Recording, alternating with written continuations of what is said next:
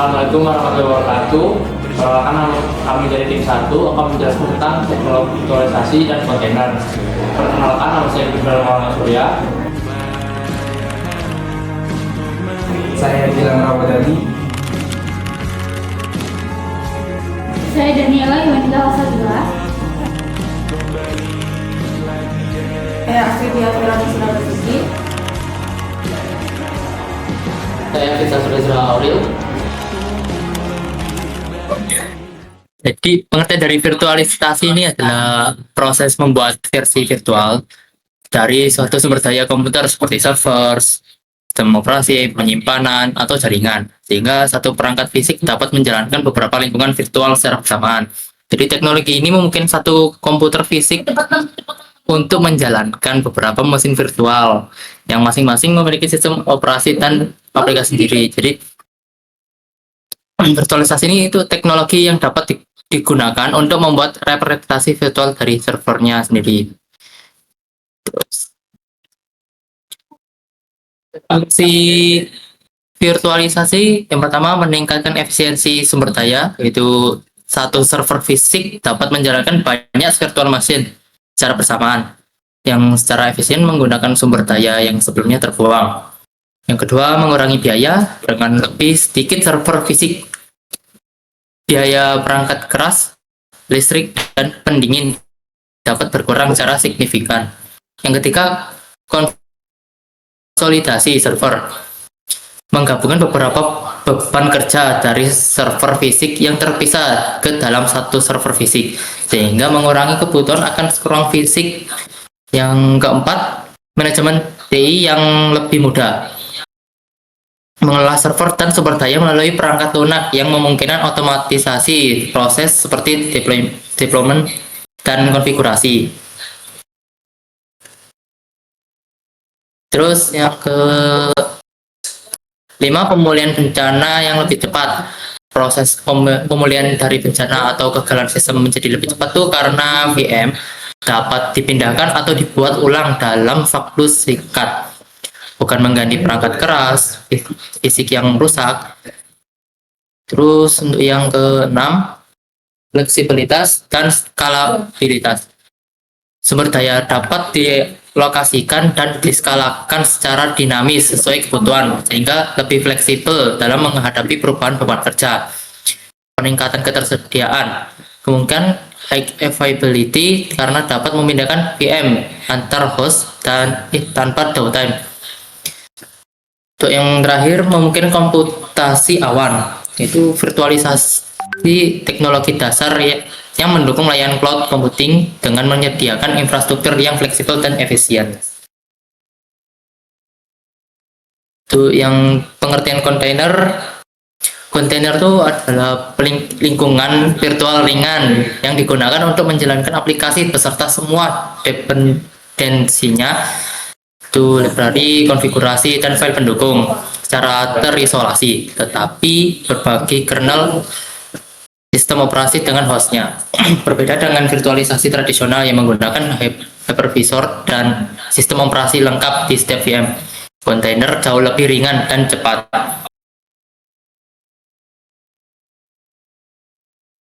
Fungsi kontainer yang pertama, portabilitas aplikasi. Aplikasi dapat dijalankan di mana saja, seperti laptop, server, atau cloud, tanpa harus mengubah konfigurasi. Yang kedua, efisiensi dan kinerja tinggi. Lebih cepat dijalankan dibandingkan VM karena tidak perlu booting sistem operasi baru. Yang ketiga, isolasi lingkungan. Tiap aplikasi berjalan di dalam kontainernya sendiri, terpisah dari aplikasi lain. Yang keempat, konsistensi lingkungan. Kontainer memastikan aplikasi berjalan dengan dependensi yang sama di semua tahap, itu dari development, lalu ke testing, lalu ke production. Yang kelima, kemudahan deployment, itu aplikasi dapat dideploy dan diperbarui dengan cepat, mendukung proses DevOps dan continuous integration atau deployment. Yang keenam, skalabilitas. Aplikasi dapat dalam kontainer bisa dengan mudah ditambahkan atau dikurangi menggunakan sistem seperti Kubernetes. kali ini aku mau ngelanjutin materi selanjutnya. Jadi materi yang aku bawa hari ini itu tentang gimana sih cara kerjanya virtualisasi sama kontainer. Dan yang pertama akan aku bahas ini tentang cara kerja dari virtualisasi. Nah, dari virtualisasi sendiri itu dia tuh sebuah teknologi yang memungkinkan satu komputer fisik menjalankan beberapa sistem operasi atau juga yang bisa disebut OS secara bersamaan melalui mesin virtual, dan di setiap mesin virtual ini bekerja seolah-olah adalah komputer fisik yang terpisah. Dan untuk cara kerjanya virtualisasi ini terbagi menjadi 3 tahap. Nah, yang tahap pertama ini ada hardware-nya. Nah, hardware ini sebuah komputer fisik atau komputer utama yang digunakan sebagai server yang memiliki CPU, RAM, storage, dan perangkat keras lainnya. Dan yang kedua ini, urutan kedua ada hypervisor. Nah, hypervisor ini sebagai software khusus seperti VMware, VirtualBox, KVM, atau Hyper-V, dan dia itu berfungsinya tuh untuk membagi sumber daya hardware menjadi beberapa mesin virtual. Nah, di sini aku mau ambil contohnya dari VirtualBox aja karena yang sering kita dengar di kalangan siswa atau mahasiswa itu VirtualBox ya. Dan di sini VirtualBox ini yaitu sebuah perangkat lunak virtualisasi yang memungkinkan kalian untuk menjalani sistem operasi lain di dalam sistem operasi utamanya secara bersamaan dengan pakai OS yang lain. VirtualBox ini bekerja dengan cara menciptakan lingkungan virtual yang menyerupai perangkat keras komputer. Jadi dia itu kayak kerjanya tuh komputer di dalam komputer gitu. Nah, fungsi utama sendiri dari VirtualBox ini, dia tuh bisa ngejalanin beberapa sistem operasi itu sekaligus dan bebarengan kayak Windows, Linux, macOS, kayak gitu. Terus juga bisa kayak buat belajar jaringan komputer atau administrasi server tanpa butuh banyak perangkat fisik gitu. Jadi udah tinggal pakai VirtualBox aja. Untuk penggunanya tuh rata-rata tuh kayak mahasiswa, terus developer itu biasanya mereka pakai VirtualBox ini buat ngetes aplikasinya itu di berbagai OS itu aman nggak ya gitu, responsif nggak ya. Terus biasanya juga buat simulasi topologi jaringan kayak gitu. Lanjut, virtual machine. Nah, di sini virtual machine itu setiap VM itu ngejalanin operasinya tuh sendiri, misal kayak Windows, Linux, macOS, dan aplikasi-aplikasi lainnya. Dan pengelolaannya itu hypervisor itu mengatur agar setiap VM itu bisa mendapatkan bagian sumber daya yang adil, CPU, RAM, disk gitu. Jadi itu dari virtualisasi ini bisa diambil contohnya tuh kayak ada nih satu server dengan dia itu kapasitas RAM-nya itu cuma 16 GB. Nah, dan di sini ada 4 VM nih. Nah, kalian bisa kalau pakai virtualisasi ini bisa dibagi sama rata 4 GB RAM. Jadi per masing-masing VM itu akan mendapatkan 4 GB RAM. Tuh. Oke, yang kedua kita akan ngebahas kontainer. Nah, kontainer sendiri ini apa sih kontainer itu? Kontainer itu sebuah teknologi yang memungkinkan dan menjalankan aplikasi beserta dispensasinya dalam lingkungan terisolasi. Nah, itu yang dinamakan dan itu yang disebut kontainer. Tapi menggunakan OS kernel yang sama dengan host. Nah, contoh dari alatnya sendiri itu ada Docker, Podman, Kubernetes gitu. Untuk cara kerjanya kontainer sendiri itu juga ada 3. 3 tahap. Yang pertama dari host OS dulu, kita akan bahas tentang host OS. Nah, host OS sendiri ini sistem operasi utama yang menjalankan container engine.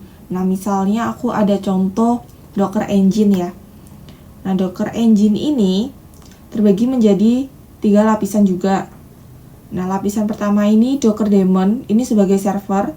Ada juga REST API, terus ada Docker CLI, dia sebagai client. Nah, untuk Docker Daemon ini, yang sebagai server itu sebagai otak atau mesin utama dari Docker. Nah, apa sih Docker itu? Docker Engine itu sebuah aplikasi, klien atau server yang terdiri atas daemon Docker. Itu tadi yang udah aku sebutin, ada daemon Docker sebagai server, API, REST API, terus CLI itu tadi yang sebagai klien. Dan lanjut di sini ada REST API. Nah, REST API ini, dari REST API sendiri berfungsi untuk mengontrol dan mengolah Docker daemon melalui permintaan HTTP. Nah, dan ini memungkinkan otomatisasi dan integrasi program tanpa perlu kalian menggunakan perintah terminal. Gimana sih cara kerjanya sendiri dari REST API ini? Nah, cara kerjanya sendiri itu Docker daemon itu ngebuka soket. Nah, biasanya tuh pakai /var/run/doc.shop atau juga bisa pakai port TCP yang kodenya ini 2375 atau 2376 kalau HTTPS. Dan untuk selanjutnya itu aplikasi ini akan mengirimkan HTTP request ke API endpoint Docker. Nah, Docker daemon ini bisa mengeksekusi dan mengembalikan HTTP respon dalam format JSON.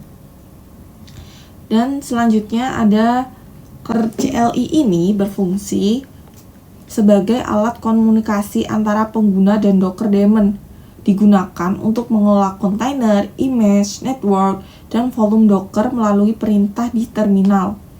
Kalian juga bisa mengetik perintah di terminal, misal docker run nginx. Nah, Docker CLI ini akan mengirimkan perintah itu ke Docker daemon, dan Docker daemon ini akan ngejalanin tugasnya. Misal tadi karena kita ngebuat docker run nginx, jadi itu nanti akan membuat kontainer nginx.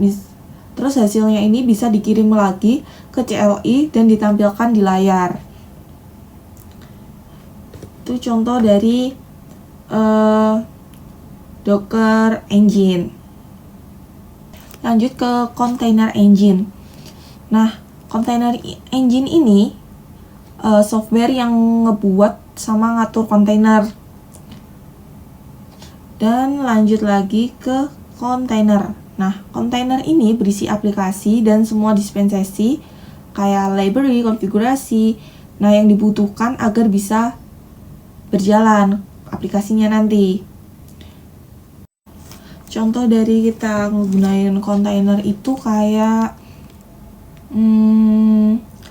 aplikasi web dan database ini dijalankan dalam 2 kontainer berbeda, tapi di mesin fisiknya yang sama, kayak gitu. Dan penggunaan kontainer ini deploy kayak pengguna kontainer ini dia akan mendapatkan benefit seperti deploy aplikasi itu lebih cepat.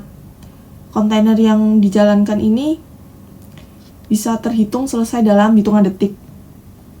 Terus juga mudah digunakan buat testing sama deploy otomatis. Terus juga setiap layanan kecil atau servisnya ini berjalan di kontainer sendiri. Oke, itu cara kerja. Oke, jadi ini materi yang udah aku bahas tentang cara kerja virtualisasi sama kontainer, dan masing-masing juga udah aku kasih contohnya. Kayak di virtualisasi tadi ada VirtualBox, terus kalau di kontainer itu ada Docker Engine. Jadi Baik, kita di sini sudah masuk ke poin yang dimana kita akan jelaskan jenis-jenis virtualisasi dan kontainer. Nah, baik, mari kita langsung bahas saja jenis-jenisnya ada apa saja dan bagaimana. Oke, kita masuk ke jenis poin yang pertama, yaitu jenis-jenis virtualisasi. Nah, virtualisasi tersebut memiliki 6 jenis. Yang pertama itu virtualisasi aplikasi, yang kedua virtualisasi desktop, yang ketiga virtualisasi server, yang keempat virtualisasi jaringan, yang kelima virtualisasi data, yang keenam virtualisasi penyimpanan. Apa sih masing-masing dari virtualisasi tersebut? Nah, mari kita bahas satu persatu. Yang pertama itu virtualisasi aplikasi. Ini adalah teknologi yang memvirtualisasikan sebuah aplikasi agar aplikasi tersebut dapat berjalan lancar tanpa harus bergantung pada sebuah sistem operasi jaringan yang spesifik. Nah, yang kedua itu virtualisasi desktop. Nah, ini adalah dapat mengakses sebuah desktop secara remote ataupun jarak jauh. Jadi kita dapat mengakses sebuah desktop tersebut secara jarak jauh. Nah, yang ketiga itu jenis virtualisasi server. Nah, ini dapat mengubah sumber daya server yang awalnya rumit menjadi lebih sederhana. Yang keempat adalah virtualisasi jaringan. Virtualisasi jenis ini adalah sebuah konfigurasi tiruan untuk jaringan internet. Jadi kita gunakan ini terlebih dahulu dan diuji coba sebelum kita terapkan ke dunia nyata. Nah, untuk yang kelima virtualisasi data. Nah, virtualisasi data adalah di mana kita dapat memanipulasi sebuah data maupun mengubah suatu data tanpa memerlukan sebuah database yang rumit.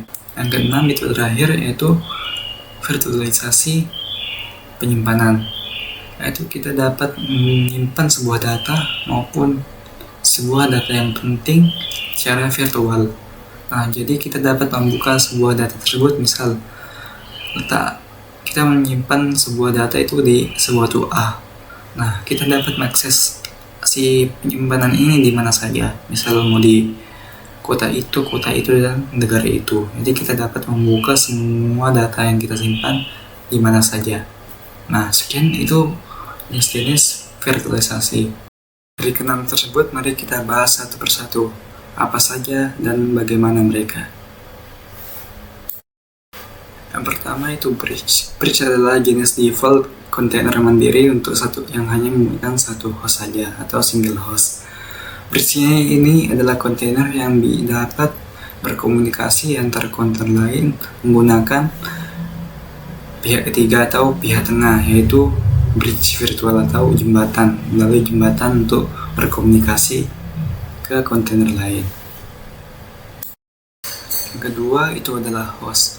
Host adalah jenis kontainer yang menghilangkan isolasi jaringan, di mana kontainer ini berbagi langsung dengan jaringan host, yaitu dengan IP dan port yang sama dengan sebuah jaringan host atau sama dengan host itu sendiri. Nah, yang ketiga itu overlay. Overlay adalah jenis kontainer yang digunakan untuk jaringan multi-host dan juga memungkinkan kontainer ini berjalan dengan host yang berbeda untuk berkomunikasi dengan aman atau secara aman. Yang keempat itu adalah non. Non adalah jenis kontainer yang menonaktifkan semua jaringan untuk kontainer, memberikan isolasi total dari jaringan luar dan kontainer lain. Nah, hanya saja kontainer ini menyisakan loopback saja. Nah, yang kelima itu MAC-VLAN. MAC-VLAN adalah jenis kontainer yang memberikan MAC unik kepada setiap kontainer. Jadi, kontainer ini terlihat tampak seperti mempunyai perangkat fisik tersendiri di jaringan. Dan juga, kontainer ini membutuhkan antarmuka fisik secara khusus atau membutuhkan antarmuka fisik host secara khusus. Nah, yang kelima itu MAC-VLAN. MAC-VLAN adalah jenis kontainer yang memberikan MAC unik kepada setiap kontainer. Jadi, kontainer ini terlihat tampak seperti mempunyai perangkat fisik tersendiri di jaringan. Dan juga, kontainer ini membutuhkan antarmuka fisik secara khusus atau membutuhkan antarmuka fisik host secara khusus. Nah, yang keenam itu IP-VLAN. IP-VLAN ini mirip dengan MAC-VLAN, hanya saja menggunakan metode lalu lintas yang berbeda. Penjelasannya juga pun sama dengan memiliki arti yang sama, hanya saja memiliki metode lalu lintas yang berbeda. Nah, sekian dari saya tentang jenis-jenis kontainer dan virtualisasi. Untuk selanjutnya kita akan membahas soal software virtualisasi. Yang pertama ada VMware Workstation dan VMware XC. Dan ini contoh dari VMware Workstation. VMware adalah software virtualisasi paling populer. VMware Workstation biasanya digunakan di komputer pribadi, sedangkan VMware XC biasanya digunakan di server perusahaan besar. Kelebihan dari VMware sendiri adalah stabil, mudah digunakan, dan mendukung banyak sistem operasi seperti Windows dan Linux. Untuk yang kedua, ada Oracle VirtualBox. VirtualBox adalah software gratis dan open source yang sangat populer di kalangan pelajar. Software ini memungkinkan kita membuat dan menjalankan beberapa mesin virtual dengan mudah. Nah, ini contoh dari Oracle VirtualBox. Untuk yang ketiga, ada Microsoft Hyper-V. Hyper-V adalah software bawaan Windows yang bisa membuat dan menjalankan mesin virtual. Biasanya digunakan di lingkungan kerja yang memakai sistem operasi Windows Server. Ini untuk contohnya. Dan yang keempat ada KVM. KVM adalah software virtualisasi bawaan Linux. KVM banyak digunakan di server karena ringan, stabil, dan gratis. Dan ini contoh dari KVM, bisa dilihat di sini. Untuk selanjutnya, kita akan membahas software untuk kontainer. Yang pertama itu ada Docker. Docker adalah software yang paling populer untuk membuat dan menjalankan kontainer. Docker membantu developer mengemas aplikasi beserta semua dependensinya sehingga bisa dijalankan di mana saja tanpa perlu mengatur ulang. Nah, ini contoh dari Docker. Untuk yang kedua ada Podman. Podman mirip dengan Docker, tetapi lebih aman karena tidak membutuhkan layanan utama atau daemon. Banyak digunakan di sistem Linux untuk efisiensi dan keamanan. Ini untuk contoh dari Podman. Selanjutnya ada Kubernetes atau Kubernetes. Digunakan untuk mengatur dan mengelola banyak kontainer secara otomatis. Misalnya, jika ada kontainer yang bermasalah, Kubernetes bisa memindahkannya ke server lain secara otomatis. Software ini banyak digunakan di perusahaan besar seperti Google. Jadi, secara singkat, software virtualisasi seperti VMware, VirtualBox, Hyper-V, dan KVM berfungsi untuk membuat beberapa sistem operasi berjalan di satu komputer. Sedangkan software kontainer seperti Docker, Podman, dan Kubernetes berfungsi untuk menjalankan banyak aplikasi secara terpisah, namun tetap ringan dan cepat. Dengan bantuan software ini, penggunaan sumber daya komputer menjadi lebih efisien dan fleksibel, baik untuk server, cloud, maupun pengembangan aplikasi. Selanjutnya, saya akan menjelaskan tentang spek hardware untuk sistem virtualisasi dan kontainer. Sebelum saya menjelaskan spek hardware untuk sistem virtualisasi dan kontainer, pertama saya akan menjelaskan tentang apa perbedaan dari sistem virtualisasi dan kontainer. Perbedaan utamanya yaitu sistem virtualisasi memvirtualisasikan seluruh perangkat keras fisik untuk menjalankan beberapa sistem operasi. Sementara kontainer memvirtualisasikan sistem operasi untuk menjalankan beberapa aplikasi secara terisolisasi di atas satu kernel sistem operasi yang sama. Atau secara detailnya, kontainer dan mesin virtual adalah teknologi yang membuat aplikasi kalian menjadi independen dari sumber daya infrastruktur IT kalian. Kontainer adalah paket kode perangkat lunak yang berisi kode aplikasi, pustaka, dan dependensi lainnya. Sedangkan mesin virtual adalah salinan digital dari mesin fisik. Kalian dapat memiliki beberapa mesin virtual dengan sistem pengoperasian masing-masing yang berjalan pada sistem pengoperasian host yang sama. Selain itu, kalian dapat membuat mesin virtual yang berisi semua yang diperlukan untuk menjalankan aplikasi kalian. Selanjutnya, saya akan jelaskan tentang komponen utama dalam spek hardware untuk sistem virtualisasi dan kontainer. Yang pertama yaitu CPU atau prosesor. CPU atau prosesor adalah otak server Anda, dan dalam virtualisasi, prosesor yang kuat sangat penting untuk performa tinggi. Virtualisasi memungkinkan banyak virtual mesin berjalan secara bersamaan, sehingga server membutuhkan prosesor dengan core dan thread yang cukup untuk menangani berbagai tugas tanpa hambatan. Semakin banyak core dan thread, semakin baik server dalam menangani beban kerja multithread dan berbagai virtual mesin. Prosesor dengan jumlah core dan thread yang memadai memastikan setiap FM mendapatkan sumber daya yang cukup tanpa mengorbankan kinerja lain. Untuk beban kerja berat, prosesor dengan minimal 8 core direkomendasikan. Jika mengelola banyak VM dengan aplikasi intensif, prosesor dengan 16 core ke atas menjadi pilihan yang ideal agar sistem tetap stabil dan responsif. Lalu, prosesor enterprise seperti Intel Xeon dan AMD EPYC sangat cocok untuk virtualisasi. AMD EPYC menawarkan performa tinggi dengan core count besar dan efisiensi energi unggul, menjadikan pilihan tepat untuk beban kerja paralel. Lalu untuk Intel Xeon memiliki fitur seperti Intel FTX yang mendukung virtualisasi dengan performa tinggi dan latensi rendah. Intel Xeon juga menawarkan stabilitas yang cocok untuk infrastruktur virtualisasi perusahaan. Lalu CPU untuk kontainer. Karena kontainer lebih ringan dari FM, kebutuhan core tidak setinggi virtual penuh, namun tetap membutuhkan performa processing yang tinggi saat workload intensif dan scale besar, seperti multi-core CPU dengan hyperthreading dan optimal, menggunakan 2 core untuk skenario pengembangan, 4-8 core untuk server aplikasian web, lalu cluster K8s atau scale up menggunakan 8 core ke atas lebih baik untuk skala besar. Dan akselerasi hardware dan support virtualization tetap penting untuk hosting kontainer dalam FM.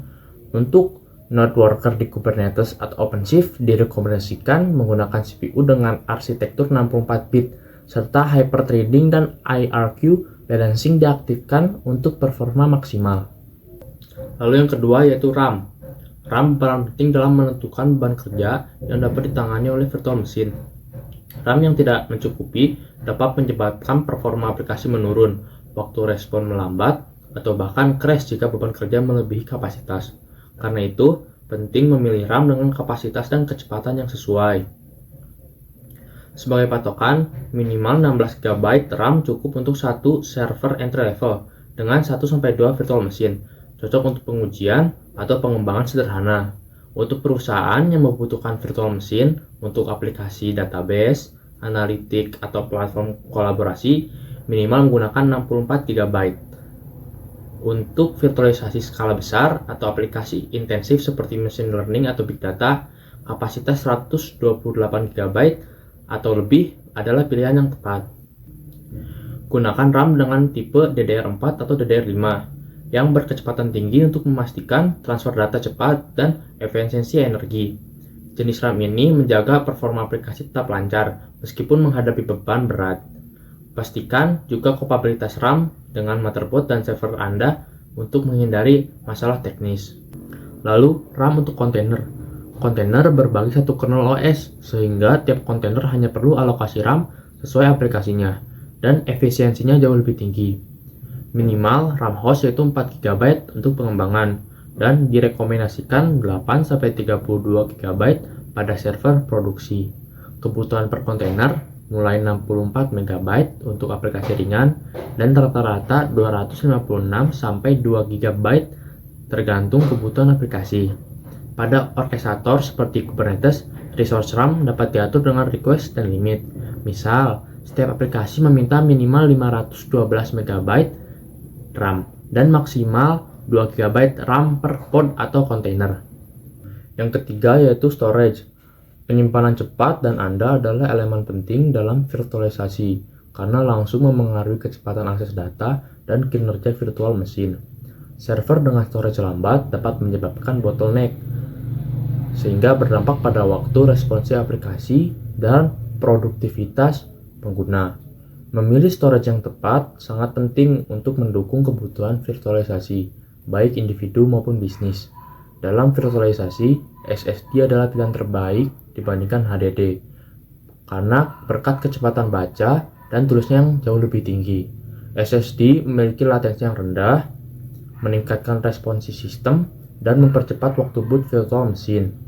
Untuk performa lebih tinggi, SSD NVMe atau non-volatile memory space sangat disarankan karena memiliki bandwidth jauh lebih besar dibandingkan SSD data biasa. Meskipun lebih mahal, investasi ini sepadan dengan peningkatan kinerja terutama pada lingkungan virtualisasi padat. Lalu kapasitas penyimpanan bergantung pada jumlah FM yang direncanakan dan kebutuhan aplikasinya. Untuk penggunaan pribadi atau sistem entry level, 1 TB SSD sudah cukup untuk beberapa FM. Namun untuk bisnis besar yang menjalankan banyak FM, disarankan menggunakan konfigurasi RAID atau Redundant Array of Independent Disk. RAID meningkatkan kecepatan baca atau tulis, serta menyediakan redundansi data untuk melindungi informasi penting dari risiko kerusakan perangkat. Kombinasi RAID dan SSD NVMe memberikan solusi penyimpanan optimal untuk virtualisasi tingkat lanjut. Lalu, storage untuk kontainer. SSD NVMe disarankan untuk storage kontainer karena terdirinya banyak random I/O dan multitasking antar kontainer. Storage size-nya minimal menggunakan 50-100 GB per node host. Untuk database dan persistent storage, gunakan block storage atau volume dengan SSD dedicated dan IOPS yang tinggi. Overlay FS direkomendasikan untuk driver Docker karena efisiensi pada page caching dan copy on write. Untuk aplikasi dengan kebutuhan write heavy, penggunaan Docker volume dapat membypass storage driver untuk performa yang lebih konsisten. Lalu yang keempat atau terakhir yaitu jaringan. Koneksi jaringan yang cepat dan stabil sangat penting untuk interaksi antar FM dan komunikasi antar server virtualisasi dengan perangkat luar. Jaringan yang buruk dapat menyebabkan latensi yang tinggi, bottleneck, dan gangguan layanan yang berdampak pada produktivitas dan pengalaman pengguna. Kartu jaringan dengan minimal 1 GB per second cukup untuk beban kerja kecil seperti lab atau server dengan sedikit pengguna. Namun, untuk kebutuhan enterprise atau lingkungan dengan traffic data tinggi, NYC dengan kecepatan 10 GB per second lebih sangat disarankan untuk memastikan transfer data cepat dan mengurangi latensi yang mengaruhi kinerja aplikasi penting. Lalu, gunakan NIC berkualitas dari merek terpercaya seperti Intel atau Broadcom untuk performa jaringan yang optimal. Produk ini menawarkan kecepatan tinggi dan mendukung fitur virtualisasi jaringan seperti ASR IOV untuk efisiensi dan pembagian sumber daya yang lebih baik. Pastikan juga perangkat jaringan seperti switch dan router mendukung kecepatan NYC untuk menghindari bottleneck. Jaringan untuk kontainer 1 GB NYC sudah cukup untuk sebagian besar skenario. 10 GB atau lebih diperlukan untuk klaster besar, storage berintegrasi atau high traffic. Teknologi dukungan overlay network seperti VXLAN, Flanel, Colico, dan sebagainya untuk komunikasi antar node di klaster Kubernetes dan Docker Swarm. SRIOV dapat digunakan pada use case low latency atau high throughput di kontainer, meskipun implementasi utamanya masih pada FM.